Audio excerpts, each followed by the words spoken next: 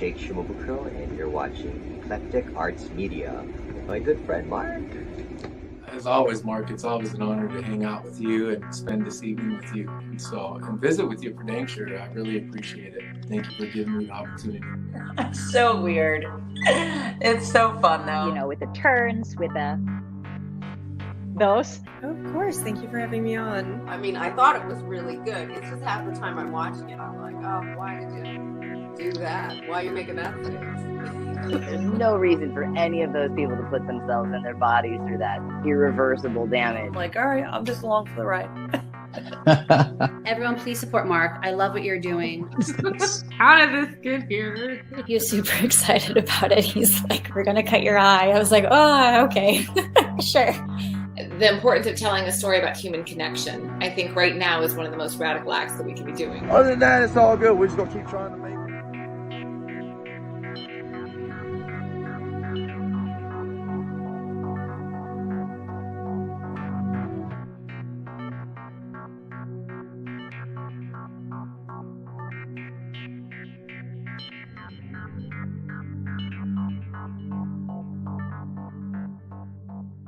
It's just too late. Let's talk later about the details. The details. The apartment and stuff. I might sign a new lease, but I don't know if I can afford it by myself. If I move, I'll let you know. Is there anything that you left behind? Anything I need to send? Yeah, I'm sure there's... I don't know. If I find anything, I'll send it over, okay? Noah. Okay? Madison, please. Okay? Let's just talk about this, all right? I'll drive out tonight, and then we can work on... Please, no, don't. Let's just do it this way, please. Well, good evening, good morning, good afternoon, wherever you are in the world. I'm Mark Sugiyama from Eclectic Arts Media, based here in the greater Seattle, Washington area. And thank you so much for joining me on this Monday, the 12th of December, 2022. So it's 12/12/20, that's a lot of twos.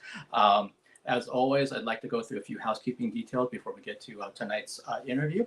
And I'd like to thank the Fun Table Session folks from last Wednesday, and that included Kelly Monroe Dowdle, oh my God, Delby Beal, Christiana Wu, and Casey Hartnett. It's great having all four ladies on to talk about really about women in the arts and in film and music and that type of thing. And so that was really a really nice thing to have get together. It's only taken me an entire year to do something like that. Speaking of which, if this is your first time on my YouTube channel, if you could joining me on my YouTube channel, I should say, if you could do me a huge favor, please hit that subscribe button and also the notification bell. And if you're joining me on Twitch, if you could follow me over there, that would be greatly appreciated. If you're watching this live here on Monday and you'd like to ask my guests a question at any time in the chat, just please subscribe to YouTube or follow me on Twitch, and you'll have pretty much instant access to do so. And speaking of what's coming up, right now, what's confirmed is on the 28th of December, which seems like a long way off, but it really isn't. Jupiter Jetson is scheduled to rejoin me. This will be her third time. She's been a really popular guest with lots of folks in the chat and people that watch and ask lots of questions who are very curious about what she does for her line of work. And she's very, very well read and just has a really interesting personality. So I'm looking forward to having Jupiter come back. And there should be a live stream this Saturday, the 17th, which will also be kind of a first for me because it should be with a underground idol from Japan, but she will be in Los Angeles for a concert she has this weekend. So that's going to require someone that can do some translating for us. So I'm talking with her manager right now because we are going back and forth about this for a while, and he's just checking with his client to make sure that it's still going to work with her schedule. And I know the manager. I met him in person, so great guy. So hopefully that happens. If you'd like to know if this is actually going to happen or not, please follow me as Eclectic Arts Media, one word, on Instagram. That's where I post all my details first. So as soon as I know one way or the other, that's where it's going to get posted. And some of that information then migrates over to other social media platforms. And yeah, it's hard to believe that we're at it's December. And this is actually live stream number 40 for this year, that's a nice number, with a couple others that I have coming up. I also have another one that's pending too. I'm just waiting to hear back from the guest. But compared to last year, I did like 100 261 or some crazy number. But 40 is good. So overall, it's number 305 tonight.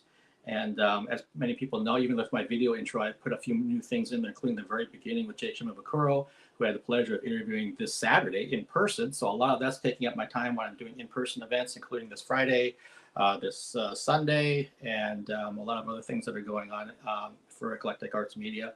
Added the media word in there a couple months ago as well.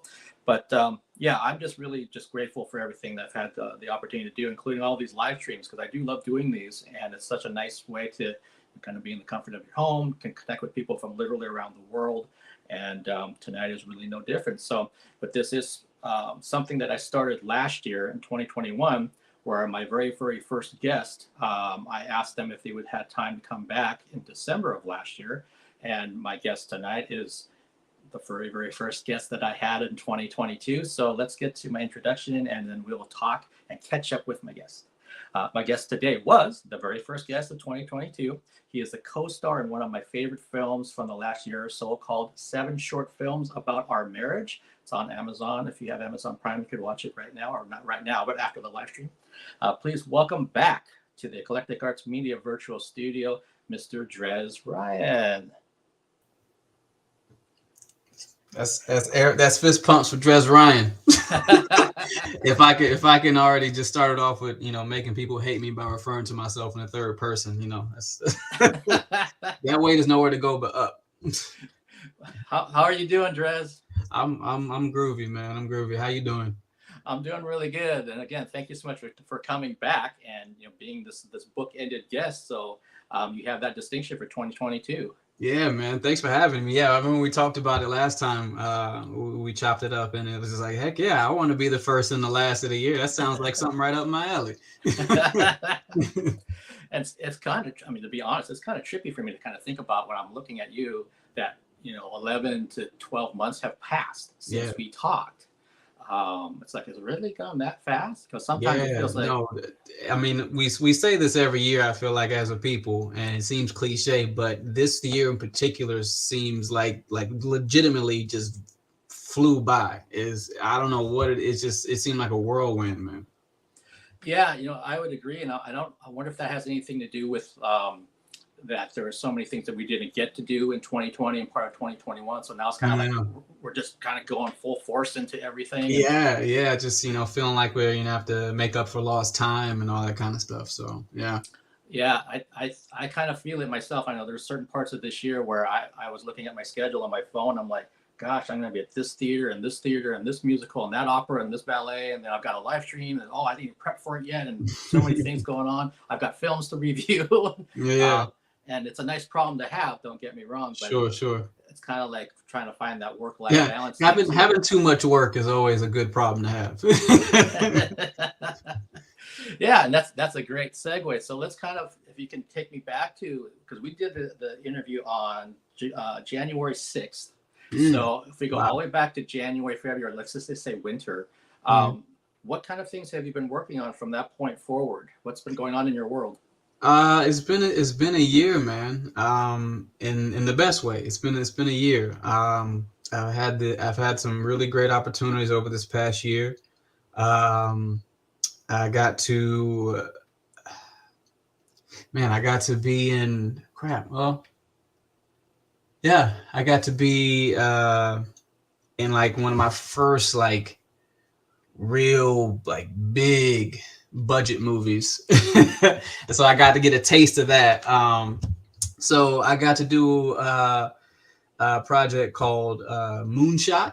That's on HBO Max. I got to be in that. That was a great experience for me. The stars of the show, Lana Condor and Cole Sprouse. That was just like my first introductions to just like, this is a fucking set. So it was just so many people and so much money flying around. I'm like, man, look at all this stuff. And I remember just sitting there the whole time, just like, I didn't even bring my phone with me on set. I just wanted to watch everything happening because it's just, it was just such an experience for me. So I got to do that. I got to play her boyfriend, played by Mason Gooding. Got to play his brother, his older brother, kind of a, sort of a comic relief in a sense. So I got to do that. That was a lot of fun. I got to be on a show. Wait, had we talked about that last time? I don't know. I got to be on a show called Ordinary Joe, which would have been a reoccurring character, but it didn't get picked up for the second season. That was on NBC. So that was quite an experience too. I got to do my first Christmas movie. That was really awesome. It's actually just came out last week. It's on Lifetime, and it's called A New Orleans Noel, and it's starring Patti LaBelle, Keisha Knight Pullum, and Brad James, also featuring Tim Reed. I don't know if anybody ever watched Sister Sister back in the 90s, or I forgot the show he was on before. Was it called News Radio, or was it called Talk Radio? I can't remember. But anyway, he was one of my favorite TV dads growing up. So getting to meet him and hang out with him was cool. Obviously, getting to meet Patti LaBelle was incredible. She's an icon over generations. So that was insane. That, like I said, that just came out, and I'm really happy with how that turned out. And then I got to do also. I had a nice 6-episode character arc on a show called Panhandle.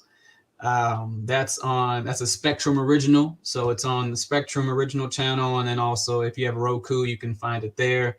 And that was quite the experience as well. All positive experiences, but just very eye-opening and humbling. Wow, well, that's awesome that you've had so many wonderful opportunities. Man. And I had a short film that did real well on the festival circuit. I feel bad because I actually just talked to the directors and the writers, the creators of it, just the other night. We had a little Zoom call just to catch up. They're out in New Mexico now, just killing it. But it was called The Night Courier, and that got picked up by Alter, which has a really great horror movie following. So it's on their YouTube channel, and I'm really proud of that one. We shot that one. I think we shot it like a year and a half to 2 years ago, but it just got released on Alter within this past year. Well, I'm a horror movie fan, so let's check out The Night Courier, man. I'm writing all this stuff down as you were saying it, so that I can go find the things that are already out. So let's kind of pick through some of these things. When you're talking about working on like your first big budget set, and you're just trying to take it all in and seeing everything. What were your first impressions that you remember of being on that set? I just remember feeling like I felt it was a weird combination, feeling like at home, but also completely foreign at the same time, because I feel very comfortable on a set. Like I feel very comfortable in a space amongst other creatives, other creators. I feel very comfortable in that space, but to be like, I think the last time I was on a set that big was like my first gig ever, which was on a show called Mr. Mercedes, where I had one line. and I remember getting there, and like they had a whole wing of a real hospital blocked off just to shoot the TV show. And I'm just like, that was crazy to me. I'm like, they actually shut down part of this hospital for a TV show. And so I remember that, but I remember it was my first gig ever. So like, it's real like kind of foggy in my memory. It was just like, I was even younger. I mean, I'm still very young in my career, but even younger in my career, even greener than I am now. And so I just remember like it, like all like just kind of come flying at me and not really having the ability to discern what was really going on.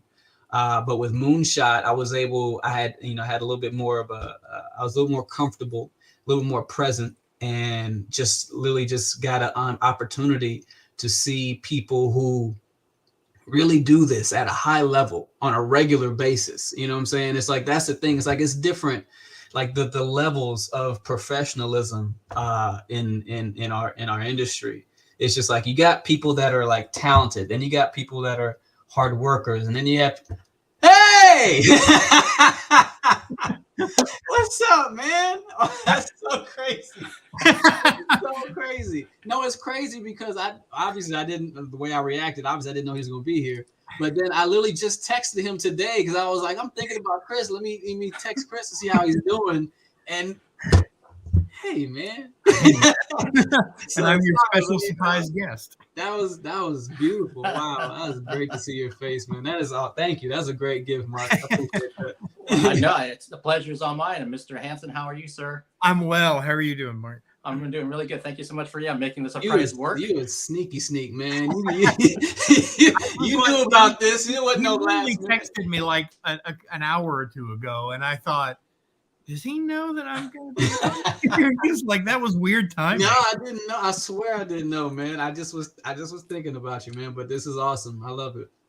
Well, it must have been one of those things, Drez. You're thinking about Chris, and then I was thinking about this would be great if I could get Chris to come on as a surprise. Yeah, man. You playing little Cupid over here. And both gentlemen, I can let you know that I almost had the trifecta, but China sends her regards and hello to both of you because she was trying to make a trifecta of having the three of you come back together. But she's too busy being awesome, man. Yeah. But she definitely says hi and says make sure we have a lot of fun. Oh man, awesome. Well, thank you for trying. That's awesome, man. But Drez, you were talking about being on that big set and being a little bit more present because you've had more things under your belt. Yeah, I've since that first outing, I've had some experience a lot with this guy right here, and yeah, so it's wild to see, man. It's like being an athlete and going to your first professional sports game and seeing the level of skill and consistency and talent and just work ethic just all around, literally from the PA to the director, like everybody on that, it was just like, it's like a beehive, man. Like everybody knows exactly what they're doing at all times and where they need to be and this, that, and the third. I'm not saying I haven't experienced that kind of professionalism and talent before, but it was just like on that scale and at that magnitude, I was just like blown away. And it's just remember watching the one of the actors, a woman that played my mother. I remember watching, and she has an extensive track record, and she's very much a professional.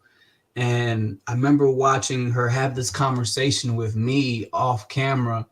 And then when they said action, just watching that switch get flicked. And it was seamless. It was just like she was talking to me as herself. And then as soon as it was action, it was just, I don't know why. It was like, for whatever reason, the shift was so dynamic and so abrupt, but also so clean, where it's just like it felt like she was carrying on the conversation. She just like had like a different personality jump into her mid conversation and just it was weird and natural and just beautiful to watch. And that was one of the most humbling experiences, because I'm just like watching these people who work on sets of this magnitude on a regular basis and just flourish in that setting. And I just felt like this little ant that was just trying to just like, take my crumbs to the pile or whatever. But yeah, that was wild, man. Wow.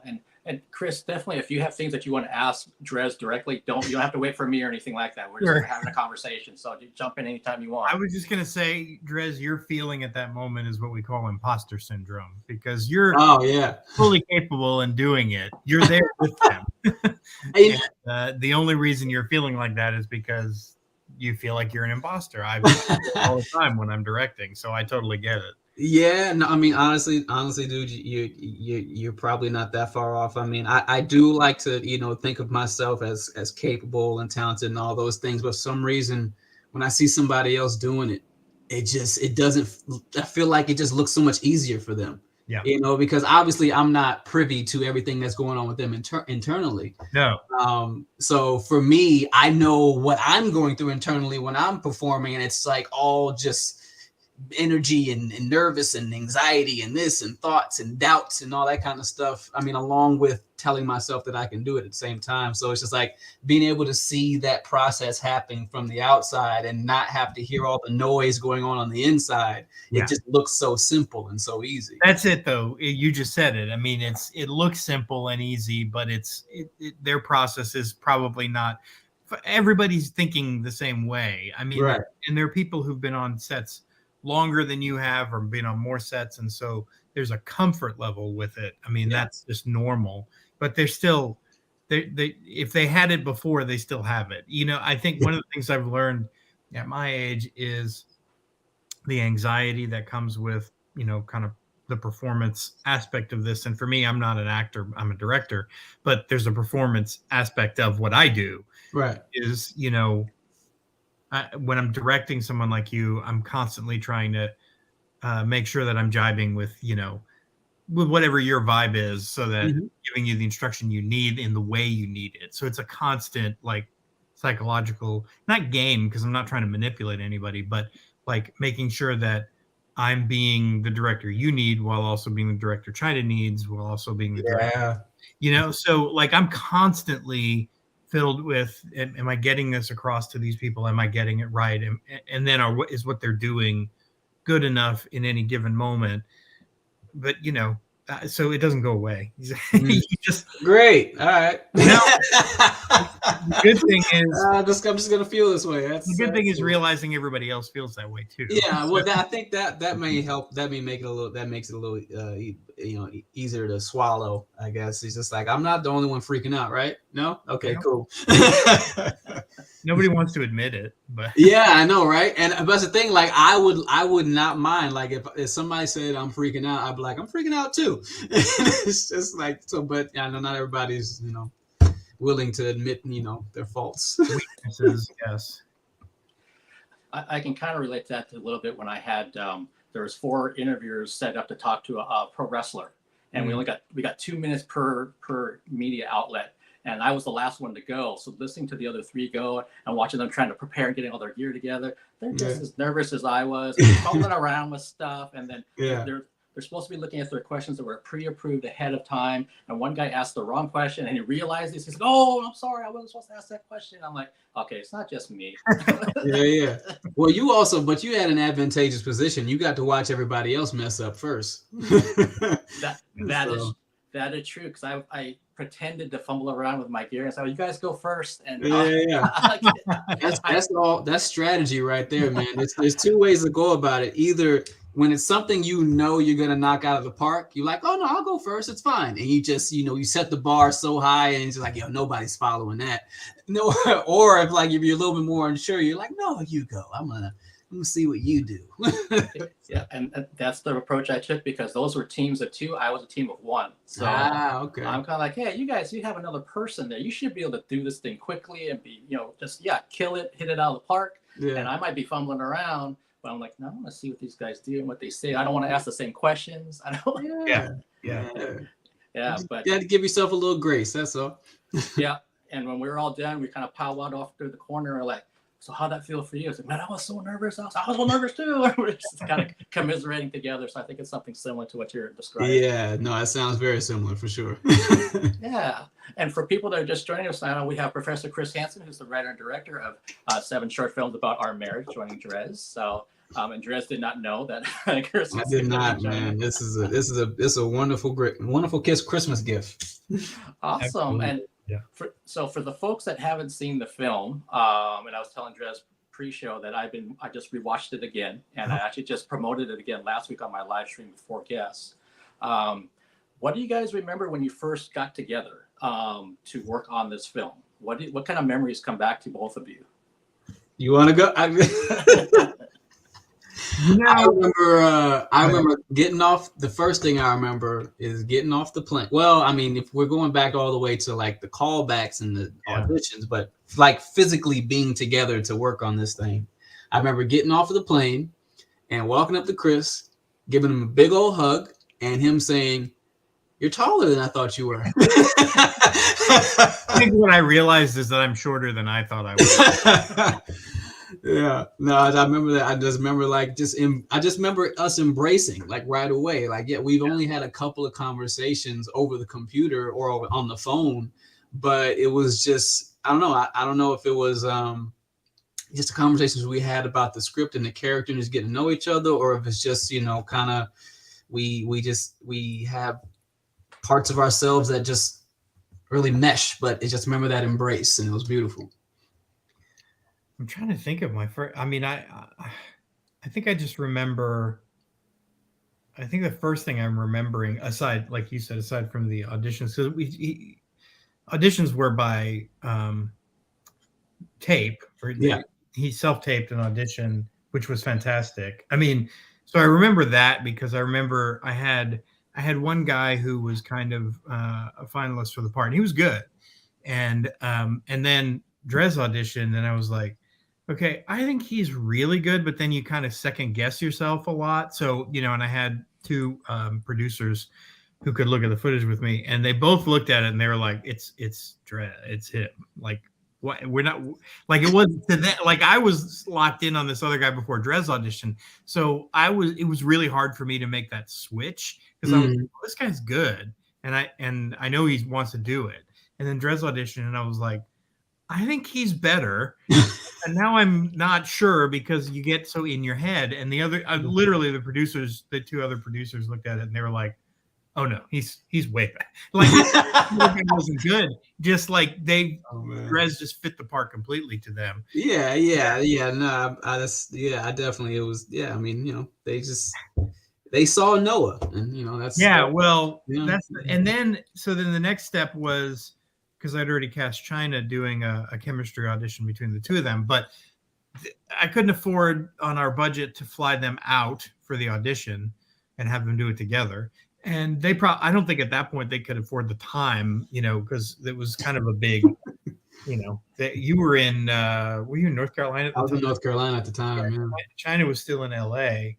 And so it just wasn't going to happen. So, and this was pre-pandemic, so we didn't have Zoom, and we didn't have the archaic days of video chatting. Right, it was Skype. Yeah, it was Skype. Yeah. Figuring out, I had to have somebody tell me how to do a multiple person call on Skype and have it up on the screen together, and then record it. And so I watched it live, and I was recording it, and I literally, the scene brought me to tears, the two of them. And I remember thinking, wow, if they can do this on Skype when they're not even in the same room, they've definitely got chemistry. And then I was so excited to show it to the producers, and it recorded without audio. So everybody just had to take my word for it. Yeah, it's like, I know you can't hear them, but trust me, it's They're great. good, man. They're good. So, yeah. That's awesome. Oh, man. It's just, you know, casting roles like Noah and Madison, the lead roles, and not only the lead roles, but they're literally it's just them. I mean, there's not a time when one of them is not on the screen. And so it's very anxiety inducing, because everything's riding on them doing a great job. And then, like I said, you really start second guessing yourself, because you're like, I think this person is great, but am I the only one who thinks that? And with China, like, of course, the characters have to age, because the thing takes place over, you know, more than a dozen years. And China has a very young, I mean, especially when you just see her, like if she were just here with us, she just looks very young. And I was like, can she play the older, you know, the character when she's older, not from a talent standpoint, just from a look standpoint. And so I was second guessing. I mean, I made her do several makeup tests remotely with instruction from a makeup artist who wasn't with her, but who was a good friend of hers. Actually ended up being our makeup artist on the film, Blythe. And so, and Blythe was so confident that China could do it, that she gave her instruction on how to do her makeup for a camera test for it. So I put her through a lot to make sure that she would have the right look for the older scenes. So, yeah.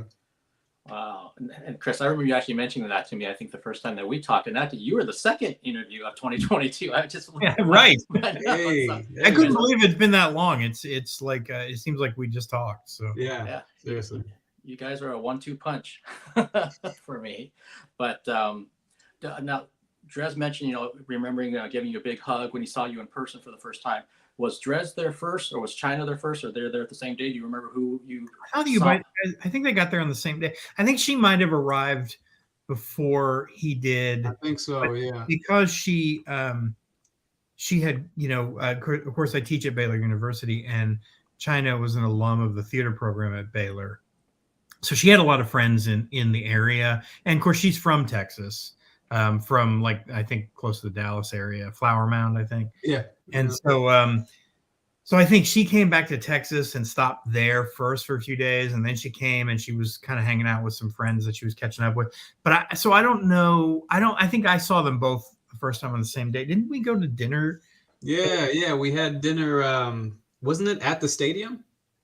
Was it? Did we? I don't remember now. I'm pretty sure we ate at a restaurant that was at the stadium.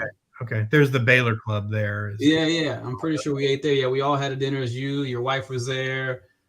Producers were there. I don't know if Aaron was there. Was Youngblood there?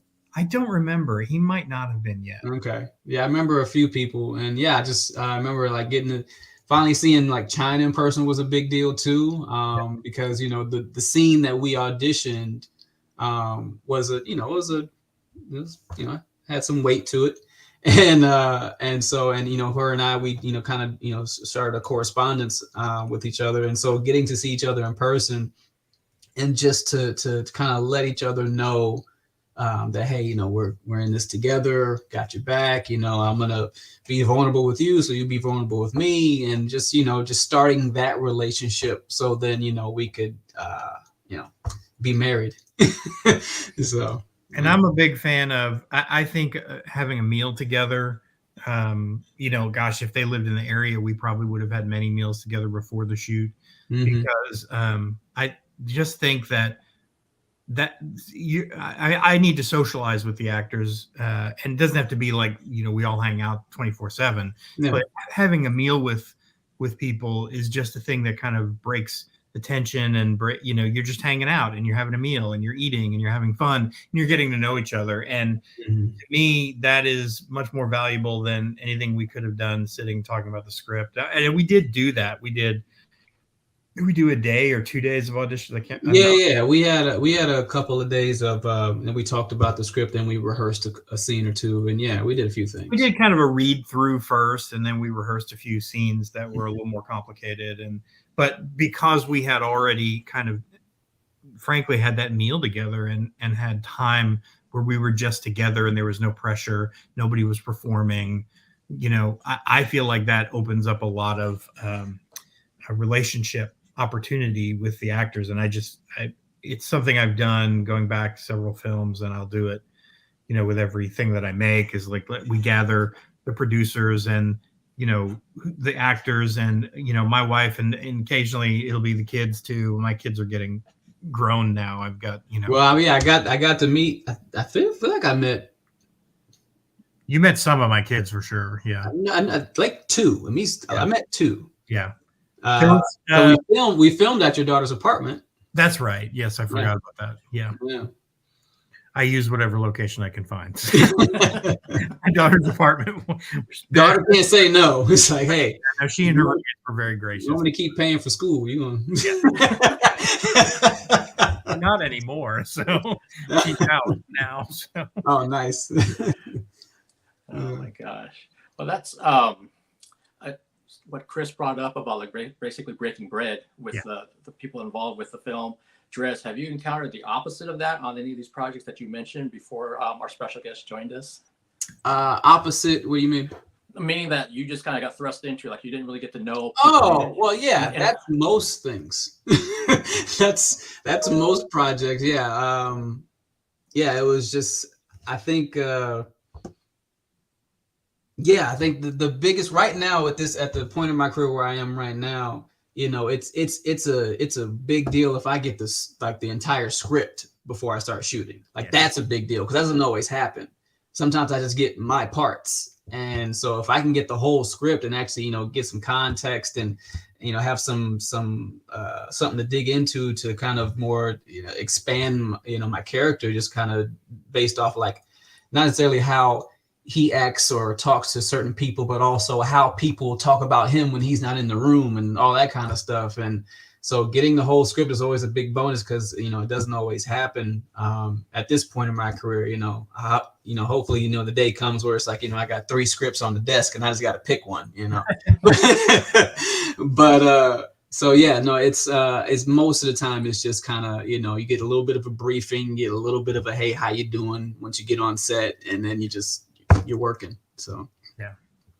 So this is fascinating to me. So if you get your, like you said, your character, that's the only part of the script you get in advance. And then, so do you ever see the full script, like when you're actually there, or it's like, no, this is what you're working on, that's what you deal with?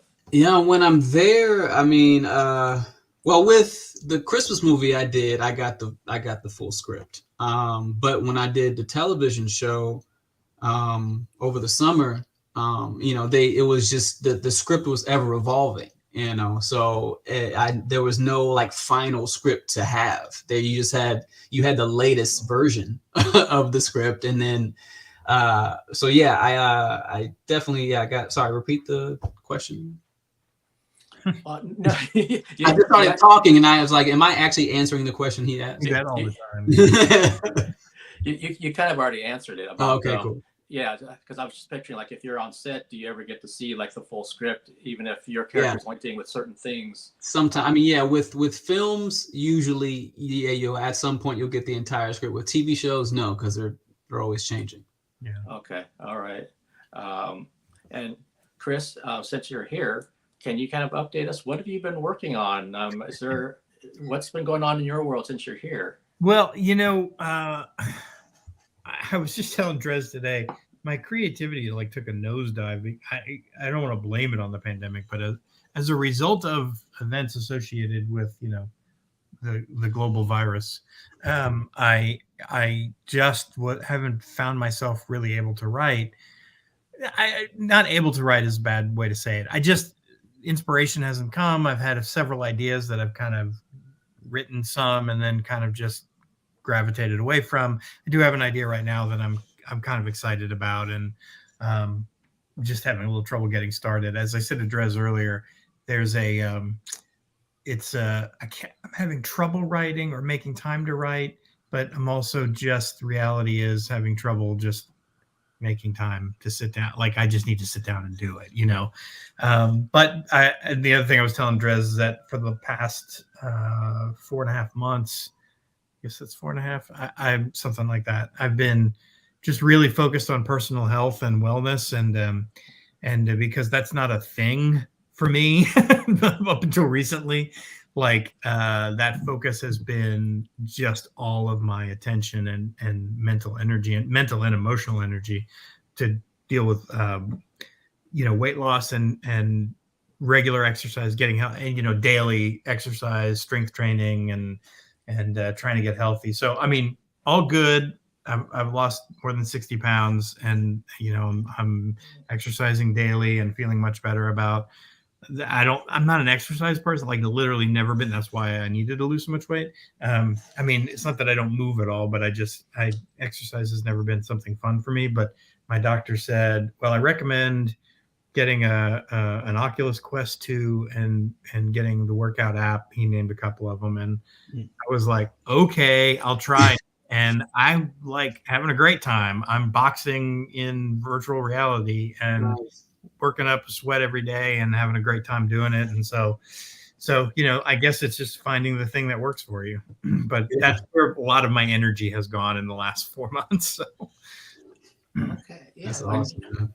Yeah, that's great with the weight loss, and that like you said, you have to kind of find what works for you. Because I know for myself, I've struggled with my own weight for years, up and down, and then it's like you can't go by what the person next to you is doing. You can't go by what that person in the gym's doing. It's like, what works for you that you can actually stick with and have a lifestyle change. Yes, and that's what's going to make an impact. Instead of like, I'm doing this we're coming into January when people make their resolutions. I'm going to lose 50 pounds. It's like, okay, what are you actually going to do with your lifestyle? What are you going to change about that? Because then it'll stick. Otherwise, it's like, no, we'll see you back doing what you're doing in January. Yeah. Well, that's exactly what the doctor said. He's like, you've got to find something that's sustainable so that you'll keep doing it, both food and exercise. And I think what I'm doing right now is unsustainable long term, but I've got a long way to go. And so I feel like I'm doing it as hardcore as I can. But it's funny because now that I look at a lot of workout stuff, my Instagram, the algorithm pops up people's workout reels and videos,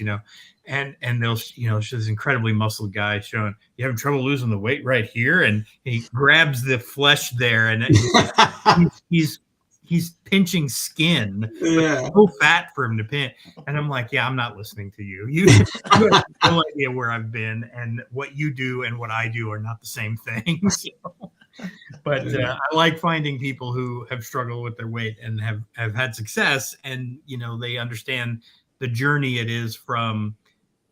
For me, it's been like I could barely do anything when I started, and now I'm doing a lot more than I was, and it's a process. But as I get healthier, I can do more and add more, and so I listen to people who've been through that. So. Yeah, it almost just from me being on the outside, it's almost like there might be an idea right there, because I know Drez has got an athletic background, and maybe he plays this character that needs to kind of get himself in shape and that kind of thing, a little Rocky kind of thing going on. Yeah. Will you do a De Niro and gain 50 pounds for the role? Oh man, that's gonna be tough. You haven't been asked to do that yet, have you? But I say no. I mean, I've thought about the way certain actors sacrifice their bodies for roles, and it's just like, man, it's like I could see getting into like great shape for a role. It's like, oh yeah, they hire a team of trainers and cooks and doctors, and like, oh yeah, that sounds like I'll do that. But it's like, hey, can you get really, really, really, really out of shape for a role? I'm just like, well, the thing that strikes me about actors like Christian Bale, Robert De Niro, they seem to have incredible control over their bodies. Yeah, seriously. I mean, De Niro less so now but when he was, from doing The Untouchables and playing Al Capone, pretty big, to the point that when I saw that movie, and of course I knew who De Niro was, but not quite as much then, Mm-hmm. and I didn't even realize that was him in that movie at first. Oh, wow. But then to see him playing Max Cady in Cape Fear, extremely muscled and everything. It's like, and Christian Bale, of course, playing the vice president, and having the big gut, and then Batman. How do these guys do it? And I think that there's some people who, I think if you look at De Niro and you look at Christian Bale, they start from a place of being in very good shape. Mm-hmm. These are not like for me, I'm starting from a place like right now in very bad shape, but I've never been in like great shape my whole life. I mean, I was a kid struggling with my weight, right? So these are guys who are guys as adults who've been in great shape. And so the ability to, gaining weight is hard for them, Mm-hmm. So they have to stop working out completely and eat tons of carbs and all this stuff. But so I think the losing is actually easier for guys like that, the getting back into shape. So yeah, no, that makes sense. The muscle memory is a thing. Like if you spend your life if you spend your life being active or working out, then you can.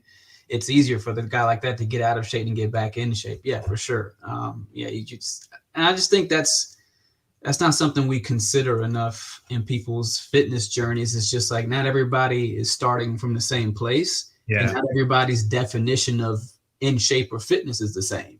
Because we like you said, your algorithm starts showing you all these people that's like, well, that's not what I'm going for. And it's just, it's like it makes you feel like there's only one or two definitions of what being in shape is. And if I don't look like that, then I'm not in shape.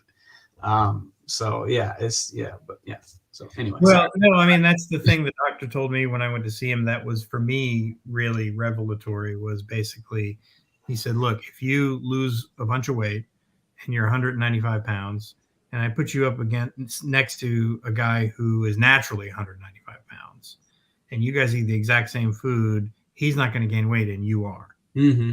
Your bodies are not created equally. Right. I don't have the muscle tone that he has, the lean muscle that helps you burn fat a lot easier. And also because of a history of weight loss and weight gain, my body is just used to, gaining weight very easily. And so that was revelatory. And then also there's this plan for how to deal with it, so to lose the weight, to have a calorie deficit daily, but also to exercise, and then also to add strength training to build muscle. And so, I'm doing all of those things, and hopefully it's working. But I have another appointment on Friday, so we'll see. Hey, you look good, man. I tell you that. I feel good. I still have a ways to go, a fairly long ways to go, because I'd gotten pretty bad. But it feels good to have this kind of. It gives me a lot of confidence back. honestly. Like what just walking around in public. And Mark, if you've struggled with your weight at times, I don't know, but I feel like for a long time I didn't even want to go out. So you had the pandemic and then weight gain, and it's like, well, I don't want to go out because I don't want to die, but also I hate the way I look, and I don't want people to see me. And so now I get to a point where I feel more confident in myself, and it affects everything you do, really. So. Yeah, no, I can totally relate to that, Chris. And I even and here's like the good side of it is that last week from my Muggle job, I actually was interviewing for a different job last week, and I'm like, well, I need to find a jacket, and the jacket that I pulled out was like something from maybe maybe 4 years ago, and I put it on because it's like the one that looked the best. This thing was like draping off of me. That's a good feeling, yeah. Yeah, because I'm losing some weight. I was like, this is all right. I actually wanted to wear it to the interview. So I can't wear this thing. It looks terrible. I've gone through some several sizes of things, and it really does build your confidence, but it's also kind of frustrating at times. Like I finally fit, and then like a week later, that doesn't fit anymore. So, good problem to have.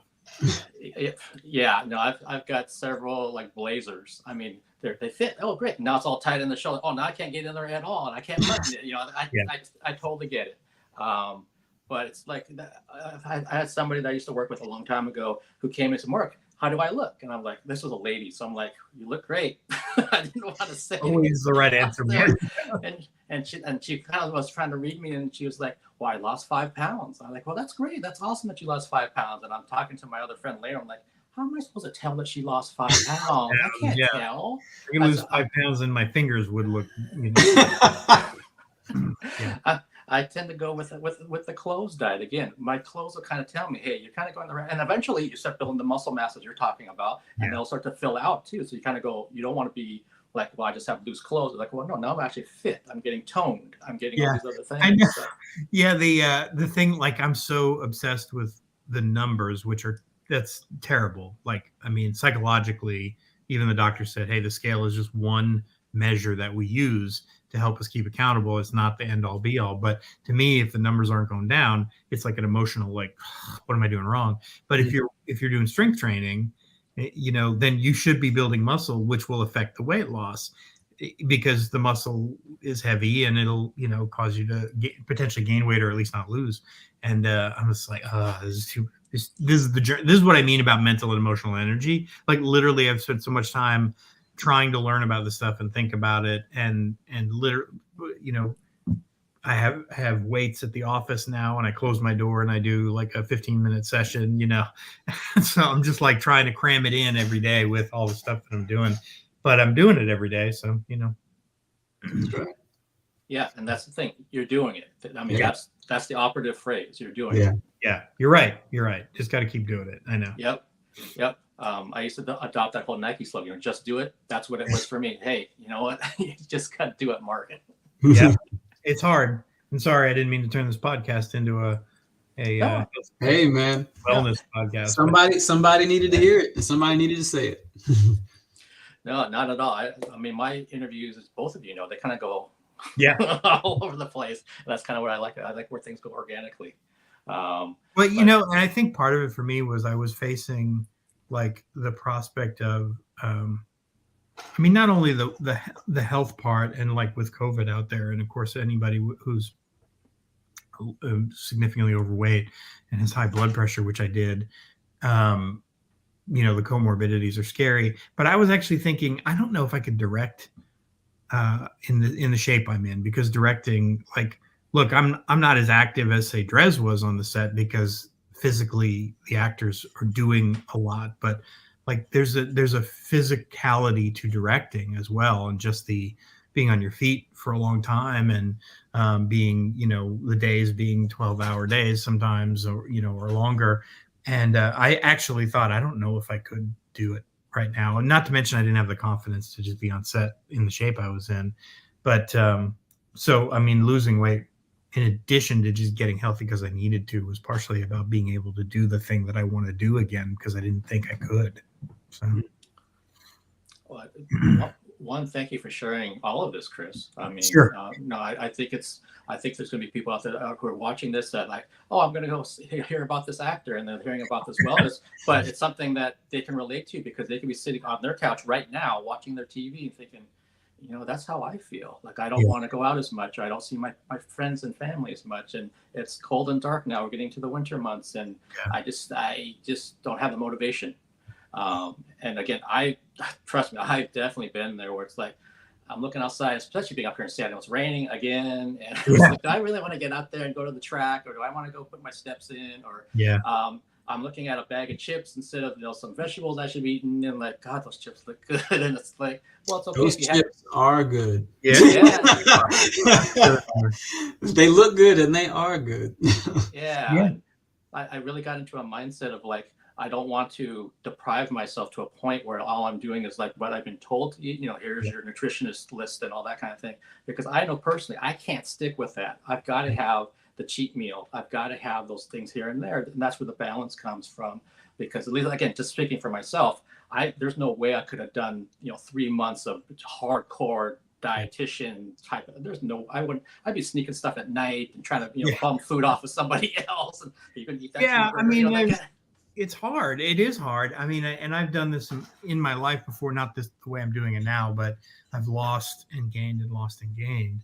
And when I say lost, I mean at least twice, maybe 3 times in my life, I've lost over 100 pounds or so. Definitely twice, but gained it all back and then some. I think, it took a while for me to be ready to do it, frankly. I was just I was so sick of dieting and counting everything that I just was like, I can't do this anymore. And I'm just going to watch what I eat generally. And of course, that doesn't really work because you just aren't really aware of how much you're consuming. And but my friend a friend of ours, we were at this couple's house that we're friends with, and she just mentioned something about this doctor she was seeing. And it just put a bug in there. And I texted her later and said, can you tell me more about this doctor? And I think the real thing for me is, look, I've been like, my primary doctor, great guy. He's, based on what I've seen, he's probably been a skinny guy his whole life, never dealt with weight problems other than the 5 pounds here or there, So him telling me that everything that was wrong with me was related to my weight was frustrating. I knew that he was mostly right, but it was easy for him to say, well, you need to lose weight. And I'm like, well, yeah, but I mean, walk a mile in my shoes. I've tried to lose weight my whole life and it always comes back. Then finding a doctor who actually is an expert in this and studied the science of obesity and weight loss and the things that he talked to me about it, not to mention having a nutritionist or a dietitian on staff. And it was a whole new world, So for me, that's what it took is somebody who understood my journey up until that point and could help me change it, rather than just say, you need to lose weight, which people have told me my whole life, So. It reminds me of if you're, say, seeking counseling for mental health, you have to find the right person. Yeah. And you might go through 20 of them and not find the right person that understands your journey, understands where you're coming from, and can help you move past whatever issues you're trying to work through. I know from personal experience, I got really lucky that I found somebody pretty quick that was vibing with me, and I was understanding where she was coming from. But it could have been this whole nightmare of like, well, there's another one that's just not working. There's another one that's not working. You get so frustrated. Yeah. Yeah. Yeah. And then you say, you know what, screw it. I'm going to take a break from this for a while and try to figure it out on my own. And rarely does that work. Right. I've done that too, Mark. That sounds like dating. Yeah. Yes. Yep. It is kind of like a dating relationship. You have to, you go into that therapy thing and you got to feel like you're on the same page and simpatico in a way, but without being very direct because it's weird. But I've had several therapists over the years, and I've had one that was fine, but I don't think we really kind of connected. And then one that I was like, I'm not on the same wavelength with this guy at all. I just stopped going. But the one I've been seeing kind of through this process, just wonderful, somebody who really gets me. And it's really scary when they say these things to you and you're like, oh, that's true. And you didn't even realize it. Yeah. So she's helped me a lot. That's awesome, man. That's great. And like, Drez was saying, it's like sometimes you have to take yourself off that market. Yeah. You're like, I gave it the college try. It didn't work. I'm taking you got to know when to end it. Yeah, for sure. Yeah. But no, I'm glad again that you're doing what that you feel is right for you to do, and it came at this time, and no one can tell you when that you need to start it this way. It's just like only you're going to know that. No, and even people can tell you all they want, but until you're ready to do it, there's a resolve, honestly, that comes with making. You can't do it because somebody else wants you to. You'll never stick with it if you do that. So. Yeah, absolutely.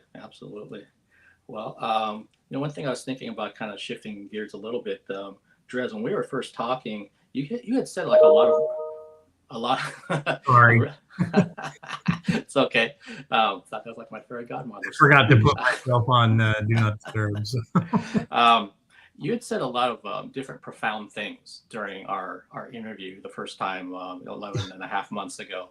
And I'm just kind of curious, are you like reading a lot of things, watching a lot of things?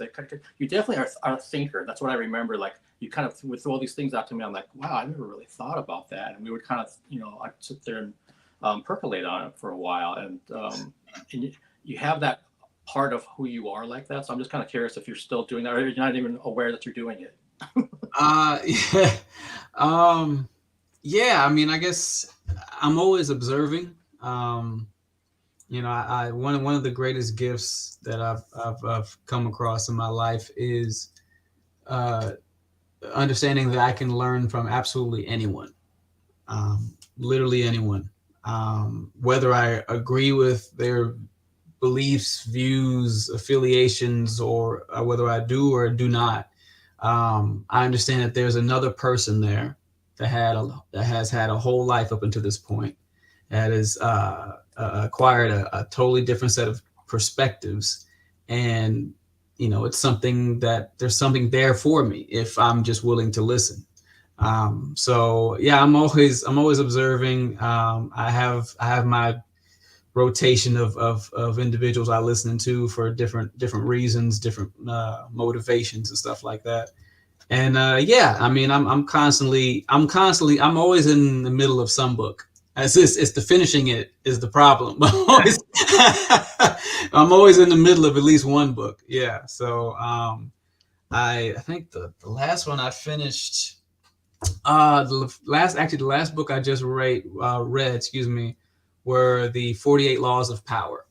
That's the one I just read that one, and it was great because he uses historical events, like real people, real historical figures, real historical events, to act as almost like a diagram or like an instance of where this particular law was applied and was proven to be true.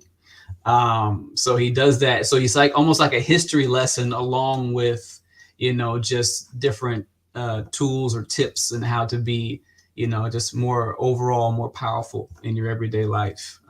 So it's not something, yes, it's definitely, I mean, there's some stuff in there. I'm just like, I don't think I want to do that. It's like a little bit too like manipulative and stuff like that. But I mean, there's some good bits in there for sure. It's a great book. Okay. Well, maybe we talked about this the first time as well, but even that you're just describing that book and about the different 48 things of power that at least for me, and I don't know if Chris was the same way, but I picture you at some point down the road in the future where you're in a role where you're like, stand by me. You're that motivative person against the odds, maybe for young people, because it just kind of comes out of you.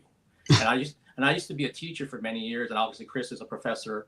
And certain people either develop it, some people are born with it, and you just seem to kind of have this energy to you that I think would translate well on film to being this motivational thing. Again, against all odds, you either got this soccer team to wherever they're trying to go, or whatever the case may be. No, I would love to, man. I mean, one of my favorite movies of all time is Remember the Titans, and we all know why. It's just like that iconic role of Herman Boone, Denzel Washington playing Herman Boone. It's just like he was so hard. He was so crucial, but you always had to agree with him. Like, no matter how severe his tactics were, it was like there's a part of you that agreed with what he was doing, though, what he was trying to do, what he was trying to teach these young men. So it's like that's one of those movies where I was like, I would love that role, just the role of speaking to young people in a way that just, I guess inspires a generation. That'd be a dream right there, man. Yeah, I mean, and I think, though, Mark is right, though, because the reason that you feel that way about that character is because Denzel is playing him. Partially the performance, because Denzel is amazing, but also partially because Denzel has that, like, you cast a guy like Denzel who is incredibly likable, right? Mm-hmm. And people bring that to the theater with them. When they see him play this hard-nosed guy, they're like, oh, it's Denzel, so you like him, in spite of the fact that he's being hard-nosed. I mean, that's the kind of alchemy of casting that I find really interesting, is that when you cast one of these big stars in a role, they can do negative things in a film up to a certain point, obviously, because you have such positive associations with them that the audience won't lose the audience in the process. Right.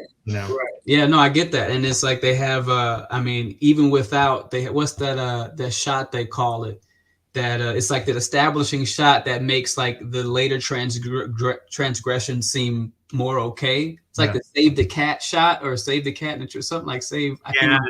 I've never read that, so I don't know. Yeah, it's like it's some kind of shot. It's like where if you're gonna have the protagonist doing horrendous things, you have to show them doing a very innocent, beautiful thing first, and then people will be more okay with all the horrific things they do later on in the movie. Yeah, and I think it's like a shortcut. If you cast Denzel, you don't have to show them doing the really positive. Yeah, no, you just it's Denzel. But I mean, I think that's the interesting thing about, like you could have a great script that has that moment that you're describing, and then you cast somebody like Denzel, and you're like, well, we don't need that anymore, because Denzel just draws people in. Yeah, such a likable persona. Yeah. I mean, the line, it says, my favorite line. If you fumble the ball, I'll break my foot off in your John Brown hind parts. And I was like, I remember like the way he hit John Brown hind parts. It was like, saying it. That could be like a slogan for a company, like John Brown hind parts, best hind parts in the Southeast. It's just, it's like the way he said that, man. And I don't know, the overall spirit of that film was something special too. I don't know, it captured something that every triumphant motivational film tries to capture. It's just like you literally feel like you can be better and the world can be better after you watched it. You literally feel like things are going to be kind of okay. Like, I have faith in humanity again. It's just, that's what those kind of films should do. And that's the ones that have usually more resonated with me, just because like I want that. Like I want to do something in this world that literally a kid 100 years from now can sit down and watch it and feel something. Like that's what I want to do. That's beautiful. You sound like Noah. You wanted to change my film to change people's lives. That I think that was the line that sold me on the entire script. When I read that was what he wanted to do, I was like, I know this guy. Yeah, totally, man. When people tell me something I made them cry or laugh or whatever, but usually cry, and I'm just like, okay, like I made you feel something. Yeah. What else? I feel very good if I can make somebody feel something. Yeah. I mean, but when you think about it, that's literally all we have is how we feel. Yeah. You know what I'm saying? Because everything, our whole perception of the world around us is filtered through how we feel. If we feel shitty, excuse my language, we look outside, no matter how beautiful the day is, it's a shitty day. Yeah. And it's like it's the opposite. You see, thunderstorms, tornadoes, volcanoes, but you know, you're on top of the world that day and you're like, it's all right, I'll be a little late to work. It's like you see an apocalypse coming. It's just like, you know, might as well happen. Good a day as any. And it's just like how we feel drives our reality, creates our world. So when you can affect or infect someone positively and inspire an emotion, you've created a new reality for them in that moment. Yeah. Yeah, that's exactly it. I mean, you're making people cry or laugh or whatever over people who don't exist. Yeah. Fictional characters. And I think human connection goes beyond the borders of, you know, fiction or nonfiction. Absolutely. I mean, I think, you know, we can laugh and cry for documentary and as well, but there's, to me, something really special about telling a story and connecting with the human experience, with other people's human experience. Yeah. And making them feel something or think something about that. And, you know, with 7 short films about our marriage, to me, you know, I hope that people, and look, you know, I've heard from some people who don't like the characters or whatever, they, you know, blah, blah, blah. But I've, you know, I've heard from a lot of people who just like, I want them to make it. I'm rooting for them. And that means that they're invested and they care about these characters, which means that they have empathy, which is what, you know, Ebert said about film being a machine that makes empathy, that creates empathy, you know, and that's what I think. The older I get, the more I think about what I want to do with my creative work. Is I think the world needs more empathy, and we can lean into, you know, creating characters that require us to empathize with them. So, yeah, well said, man. Amen. These days we need it. Yeah.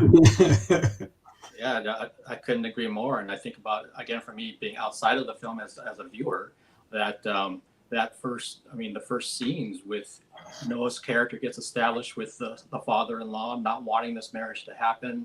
And then the moment between the bathroom and the outside between Noah and Maddie. I mean, that first chapter becomes like either you're kind of in or you're out as a viewer. And for me, I was sucked into it. I just watched it last week. I got sucked into it again after many, many months. And it says a lot about the writing, the directing, the acting, of course. And like Chris, you were saying earlier, you know, it kind of is either going to rise or fall on those two performances because there's nothing else there. No. So Drez and China have to make this thing work. Otherwise, this falls flat on its face. And 100%. Yeah, that's absolutely true. And I'm glad that it grabs you like that because, I mean, it's designed to do that, but you never know if people are going to be, you know, I think that the opening, you know, for Noah to kind of be the recipient of that, I guess you'd call it kind of casual racism, or, you know, I don't know what term you'd use, racism nonetheless. But, and then to, you know, like, am I starting my life? This is the day that we're starting our life together. And this is what I have to hear. Yeah. And it's so like, but then when and this is the beauty of their chemistry as actors, when they do that scene, when they're not even in the same room, you know, they're holding hands, they're not looking at each other, they're holding hands through the window. And there's such like joy in the way that she brings him back to joy, essentially. Mm-hmm. And there's such lightness to that moment that you just want them to succeed. You want everything to go right for them. And of course, that's the feeling I want at the beginning before I slowly dismantle all of that and make it harder on them. You have to really want them to be together. So, against all odds, you know. Yeah, for sure. And I remember the dialogue seeming very, very real to me during that scene, because there's that part, and I'm just paraphrasing, when Noah says something, "That's not what I mean." He said, "Well, what do you mean?" She says it from the window, and it's just kind of like, that's what's, you know, what an ex-girlfriend would have said to me, type of thing. It didn't seem like it was scripted. It just seemed like they're actually having this moment about, you know, he's wrestling with all these ideas in his head now. Is this the right thing to do because of what just happened earlier? And she's kind of like, well, I know what my dad's like, and I love my dad, but I love you, and this is what we're doing. And so you need to, you know, let's get married now kind of thing. They go, and I'm sorry, I'm spoiling this for people that spoiling the opening. Dude, man, why are you spoiling it, dude? The first 15 minutes, you can't call it a spoiler, but no, man, I totally get that. It's man, I had something popped in my head and now it popped right out, which happens at my age a lot.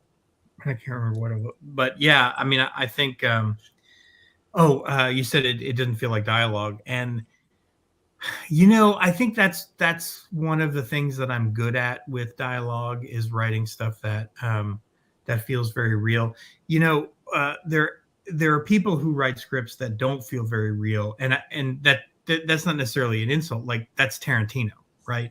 Like when you're watching Tarantino, there's who is amazing in most respects, and but you don't watch like Django Unchained and feel like this is the way people really talked, or that this feels clever. It feels incredibly clever, but sometimes I feel like I get too much of I think Django Unchained, for example, I think it's a fantastic movie. I think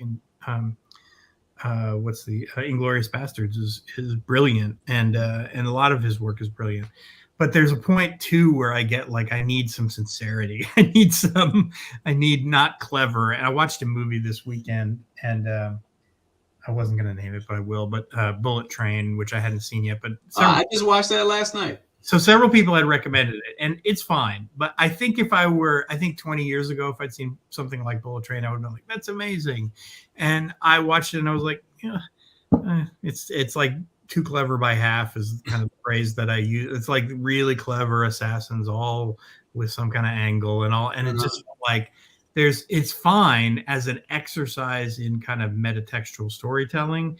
And in that sense, it's very well written and very clever, but it doesn't move me at all, So when I'm watching a movie, and I don't think it's made to move you, don't get me wrong. Their intention was not to do that. Their intention is to excite and thrill and, make you laugh. But it doesn't move me. And sometimes I get bored watching movies that don't move me at all, Now I watched another movie, which probably wasn't Fall. Have you heard of Fall? It's kind of an independent thriller about, I won't tell the whole story, but basically a young woman who has had a tragedy, but she and her girlfriend and her husband, who's now dead, were climbers, like free climbers. And so her friend convinces her to climb this tower that's like the fourth tallest structure in the United States. And it's like an abandoned tower. And so they end up trapped. Oh, yeah. No, I saw the trailer in the theater and I never saw them. It's kind of independent that was bought by New Line or something. And so it's not a great movie, but it's a great concept. I'm also scared of heights. So it moved me in a sense because it really, like, the thought of being trapped up there, the plight that they're in is very compelling for me anyway. Not a great movie, but it's certainly worth watching. And but anyway, all that to say, I just think I'm biased now towards things that move me in some way rather than are just intellectual exercises, which is all I wrote when I was younger. I mean, that's the kind of filmmaker I thought I wanted to be. And now I'm more like, I think I just wanted to do things that move people. So I get that. Yeah, I was to say that. I think for me, it kind of comes down to my mood sometimes. Sure. I know, like, if you're going to put the big Marvel movie up there, I may be totally ready for it. Or the big popcorn film. And other times, I don't want that. I want the smaller movie. I want the one that's going to make me think. I might want to watch a documentary. I'm a horror fan, so I'm going to watch Drez's short film. I just never know. And that's what's hard for me as a reviewer. It's hard when I get 10 films on my slate to look through. I'm like, well, what are these about? Because I don't feel like watching a drama today. Right. No, totally. Yeah. I need the sci-fi fantasy film today. Absolutely. Yeah. And I'm up for a Marvel movie almost all the time. Yeah. But even those, I think the best ones are the ones that can move you, and they do, some of them do. Some of them, that's not really their aspiration. But I don't know. I mean, even like I was watching, I can't remember. It was one of the ones that's, not recent, like maybe Guardians of the Galaxy or something like that, which is, laugh riot, really, good action. It's generally thought of as a good movie, but there's a moment towards the end that really moved me. And I can't remember what it was now. Having seen it probably 5 times, 6 times. Whenever it's on TV, it's one of those things that I'll just put on in the background. So I've seen it a bunch of times, but I was really watching it, and something moved me, and I'm just like, I'm just getting old and sentimental, probably because commercials can move me. If it's a good toilet paper commercial, man. No, it's not the toilet paper commercials, but good. I mean, that's the thing is, its stories can move you. Whether they're sci-fi or comedy or whatever, they can do that. And I think the best ones in those genres, whether it's superhero, or sci-fi thriller or whatever, move you in a way, sometimes to emotion, sometimes to fear, and sometimes to, wanting that person to succeed, whatever it is. But, I go to movies to feel things. So. Yeah, no, that's that as we're talking about this whole, and you're saying about something that moves you, it reminds me of what it's like for professional wrestlers. They always talk about you need to get a reaction out of the audience. So if they're indifferent to you, you bombed. They don't love you, they don't hate you. You're just there, and that's the last thing you want to do, because you have to be a baby face or a heel when you get in the ring. And something similar. If you're watching a movie that's not kind of connecting and making you feel something, that's like, why am I watching this? Yeah, it's like big action movies. Like Die Hard's a good example. Die Hard's a really big action film, but it has it's the core of it's an emotional thing, which is the relationship between a man and his wife, and ultimately him trying to fix that, and her not wanting to, worry about that as the movie starts. But ultimately the entire journey through Nakatomi Plaza is trying to get back to his wife ultimately, and to fix that relationship. And so even though it's a great action movie with lots of Bruce Willis quips, and it is a great movie, I love Die Hard, but there's an emotional core to it at the same time. And I think the best of all of those genres, like Guardians of the Galaxy or Avengers Endgame, I mean, if we don't believe there's an emotional core to that, I mean, I cried, Man. So like I cried a superhero movie, but I can also cry at a good drama, and then I can watch a crappy, whatever, thriller or horror movie and just like, okay, well, that was 2 hours. Oh man, but I mean, there's some of those movies where you love them because they're so bad. Like, it's just like you're like, oh, it's like this like beautiful chaos you're looking at. Yeah, that's a different experience altogether. So. Yeah. Well, I'm kind of curious, Chris, since you brought up Die Hard, do you consider that a Christmas movie? Yes. Definitively, yes. Okay, cool. I think we all three agree then. So I think it's absolutely a Christmas movie. I don't know how you don't think it's a Christmas, how anybody doesn't. I mean, it's set at Christmas, like, ho, ho, ho, I have a machine gun now.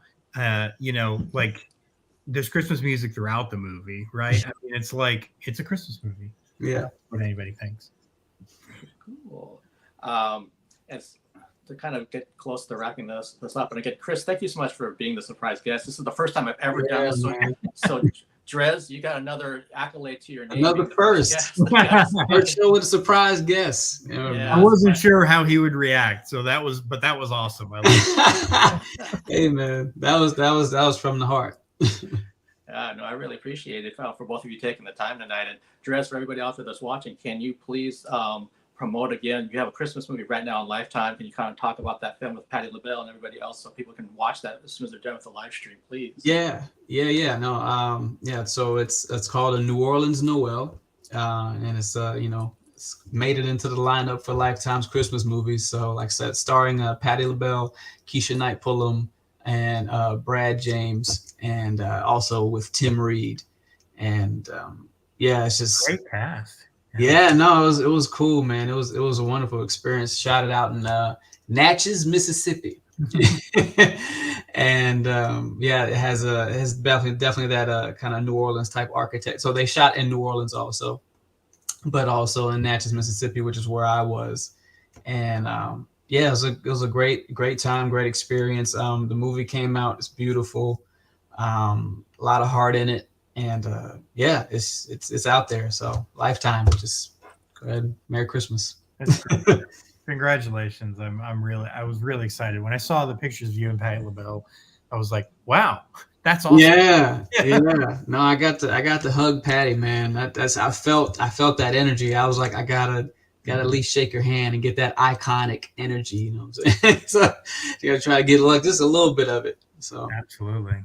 Yeah, that's awesome. And then Tim Reed, man, I don't know. I mean, I know he's been around for a minute, but for me, he was one of the best TV dads ever. I watched Sister in the 90s and with Tia and Tamara Mowry, and he was a dad, and he was just, I don't know, one of the best TV dads, man. So I got to meet him, and I took a picture of him, and I kind of look like him a little bit. So I text my mom. I text my mom. I was like, hey, so you seen this? She's like, he might be. I don't know. I'm a little older than you, so my association with Tim Reed is WKRP. WKR, yeah, that's the thing. That's a lot of people that when I share the pictures, that's what they know him from too. So yeah, WKR radio, yeah. And for those that are watching that maybe you're not quite in the Christmas spirit yet because you're kind of a Grinch, don't forget from Dark Red Horror, The Night Courier, because they just came into the chat and said, thank you for the shout out, Drez, you're amazing. Oh man, yeah, those are my people. I love those people so much. Yeah, that's Tabitha Mason McDonald. They're the masterminds behind Dark Red Horror. Like I said, they're out in New Mexico right now. It's kind of taking over and killing it, but they are some of the most talented filmmakers I've ever worked with, and some of the most genuine and kind and loving people that I've ever met in my life. And, you know, we just had a video chat the other day just to catch up and, you know, just talk to each other about how life has been. And, you know, I love them very much, and they deserve all the greatness coming their way for sure. Awesome. I'll check that out. And you can check that out on YouTube, correct? Yeah, on YouTube. It's on Alter on YouTube. And then also check out, I just really proud of it, Panhandle, the television series that's starring Tiana Koye and Luke Kirby. And it's like a Monk meets Psych type TV show. Remember Monk and Psych. So it's kind of like that. It's all along that same vein. Great. It's funny. Takes place in Florida, which I'm actually from. So I felt connected with it. It takes place in the Florida Panhandle. And a lot of wacky characters, a lot of Florida shit. And yeah, just it's a fun show for sure. That's great, Drez. Congratulations on all of that. You know, we all kind of knew when you hadn't done a whole lot, but you'd done a couple of things before you did our film, and I think everybody on the set knew you were destined to do very well. So I'm glad. In the years since, now it's been a while. Yeah. It's nice to see those things coming together for you. So thank you, man. No, it's it's weird. It doesn't. I don't notice it, you know, right away. I don't notice like, you know, man, you've been really kind of getting at it lately. And then I have these conversations. I was like, oh man, it's been a good year. So yeah, that's great. I'm proud of it. I'm happy. I'm happy for you. Thank you. Yeah. Thank you so much. I appreciate it. Yeah, I was going to say, I'm happy for you as well. And part of that, of you maybe not realizing it's because you're doing it. It's like what we were talking earlier with Chris. You're in a creative lifestyle. And that's one of the best things to be a part of. I know for myself, sometimes I actually forget that. It's like, well, no, take a step back and look what you just did for the last 6 months, or in this case, the last year. It's like, that's a lot of shit. It's a lot. Yeah. And I think that, I know you probably feel this way. So I'm not telling you, A, I'm not telling you how to feel, and B, if you don't feel this way, that's fine too. But I really think that the thing that I fall back on a lot when I get frustrated about, well, this film didn't do as well as I thought it would in festivals, or, you know, didn't catch fire in distribution or whatever. And it's just, what a privilege to be able to do these things, you know? I mean, this is the thing you want to do, you know? Yeah. You want to act, and yeah, you probably would love to be in the equivalent of Remember the Titans, and hopefully that will happen, you know? I mean, but I think it's such a great privilege to be able to do these creative kind of things that impact people's lives. I mean, I know we might say, well, it's a Lifetime movie. How does that? But there's a lot of people who are going to watch that. Yeah, who are going to love it, you know, and partially because it's their faces that look like them are on the screen, and that's not happening as much as it should, but it's happening more now. Mm-hmm. And so, you know, it's a great privilege to do the kinds of things that we do. And it's good to remember that sometimes when you're struggling and when you're, like, well, I'm getting to do stuff that I love. It may not be the exact thing that I want to do, and I feel like that sometimes too, but it is a privilege to get to do it. So I'm happy for that. I'm happy that you're getting to. Yeah, thank you, man. Thank you. I really appreciate you saying that. Thank you. Very well said, Chris. That's what we're going to end this on. So again, Drez and Chris, thank you both so much for taking the time to spend with me this evening with the wonderful surprise, because I was just kind of like almost itching to see when Chris showed up backstage. I could press the button and there he is. Like, oh, okay. Oh man, that blew me out of the water, man. Yeah, you lost your words for a second. Yeah, that stopped me in my tracks, man. I had to recalibrate. But I hope both of you have happy holidays, a happy new year. If I don't see you sooner than that, anyone watching this, again, same to you. Happy holidays, happy new year. And, try to treat each other with some respect out there. That'll go a long way. So please. Gentlemen, anytime you want to come on, anything, you just want to shoot the breeze or you have something to promote, please reach out to me. I love talking to both of you. It's a pleasure, Mark. I appreciate that you make it a conversation. I appreciate being included because talking with Drez is always a pleasure anyway. And getting to do it like this is a joy. So, but thank you. You always make it a fun conversation. Yeah. I appreciate it. Have a good night, gentlemen. Everybody watching. Take care. care. Great to see you guys. See ya. Love you guys. Love you too.